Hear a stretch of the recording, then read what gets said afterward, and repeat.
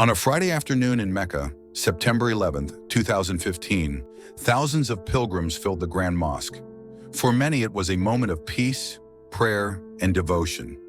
But above that sacred ground, a silent giant stood waiting, a crane unlike anything most people had ever seen.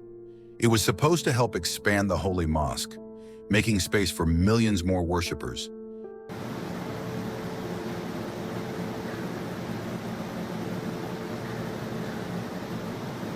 Instead, it became the center of one of the deadliest construction accidents in modern history. By the time the storm clouds cleared, 111 lives were gone. Nearly 400 more were injured, and the questions began.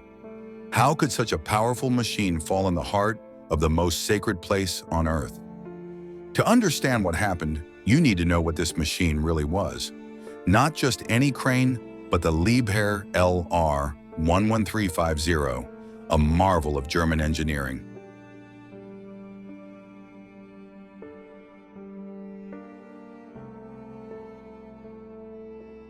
In the world of heavy lifting, this name commands respect. Its lifting power was staggering, up to 1,350 metric tons, equivalent to the weight of 7 blue whales suspended in the air. Fully assembled with its tallest boom and luffing jib, it could reach over 620 feet. Taller than the Washington Monument. It wasn't built for beauty, but for sheer force, with a V8 diesel engine generating over 680 horsepower, and crawler tracks more than 50 feet long to spread its immense 3.3 million pound weight across the ground. A brand new machine of this class costs between $20 and $25 million before it even touches a single load. It was the right machine for a job of such scale. Yet even the strongest steel depends on the judgment of the people who operate it. That Friday, work had stopped as the skies turned dark. The crane was locked out of service, left to spin with the wind, but its boom stood nearly vertical, like a giant sail waiting for disaster. When the storm struck, it wasn't just rain, it was a microburst, with winds hitting 55 miles an hour. The crane's own manual demanded that the boom be lowered at 45 degrees. That step was skipped. The wind caught the raised arm, twisting the machine beyond what its base could hold. Steel groaned, then 1,500 tons of machinery toppled forward. The crash tore through the Grand Mosque, smashing marble, ripping open the roof, and crushing worshippers below. In seconds, a place of peace became a nightmare of steel and stone.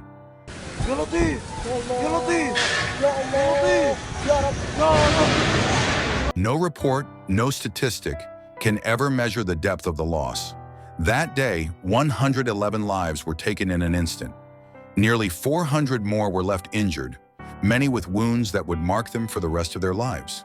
These weren't faceless numbers.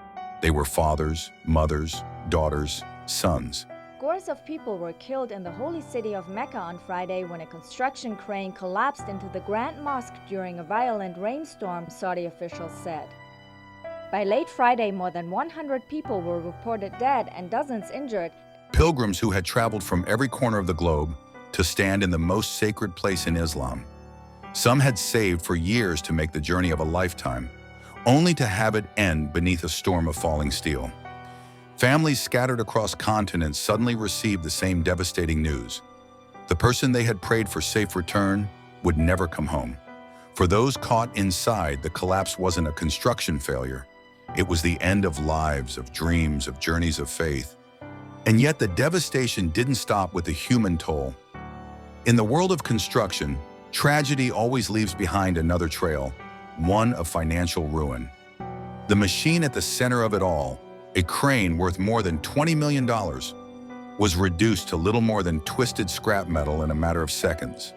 The Grand Mosque itself, a place that millions regard as the heart of their faith, bore scars that went far beyond cracked stone.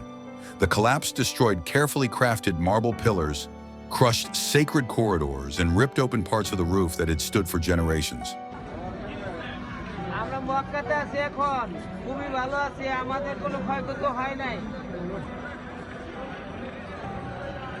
Repairing that kind of damage wasn't a matter of calling in regular crews with concrete and steel. It required artisans who could work with rare marble, restorers who understood centuries-old craftsmanship, and specialists capable of recreating intricate details with absolute precision. Every step of the restoration demanded skill, time, and resources few in the world could provide. The cost of these repairs alone was estimated at over $40 million, and that was just the beginning of the financial storm that followed. Then came the project delays. The mosque expansion was one of the largest construction projects on the planet, and this single collapse froze it in place. Investigations, safety audits, and cleanup stretched into years. Every day of delay on a project of this scale cost millions, and the 2-year slowdown added another $100 to $120 million to the burden.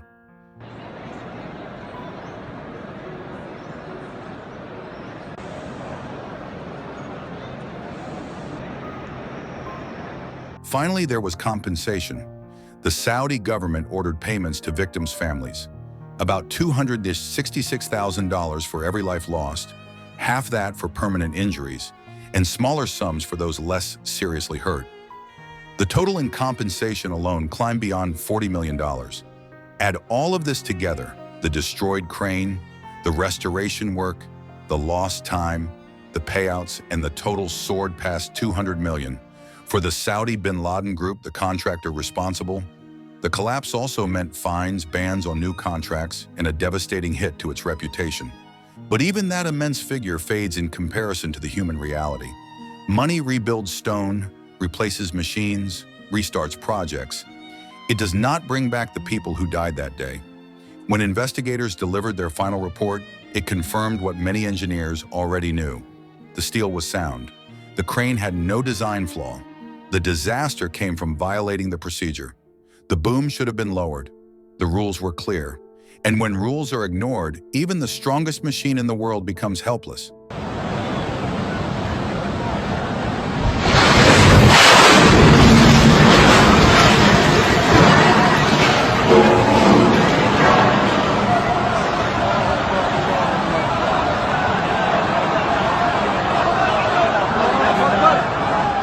The collapse sent a shockwave through the entire heavy lifting industry. Manuals that had gathered dust were reopened. Storm protocols were rewritten. Operators across the globe were reminded that physics does not forgive. The Mecca collapse became a case study, taught not in abstract numbers, but in images of twisted steel lying on sacred ground. There's a sobering lesson here. The larger the machine, the greater the duty of care. Safety isn't paperwork. It's the foundation holding up everything else. Every bolt of steel, every marble pillar, every life below depends on decisions made in the control cabin. A crane is designed to move mountains, but it cannot stand against human error. In the years since, the Grand Mosque has continued to grow, rebuilt and expanded, its marble shining once again. But the memory of that Friday remains, not just for the families who lost loved ones, but for an entire industry forced to confront its own fragility. A single overlooked step turned a $25 million marvel into rubble, inflicted more than $200 million in damage, and left 111 people dead.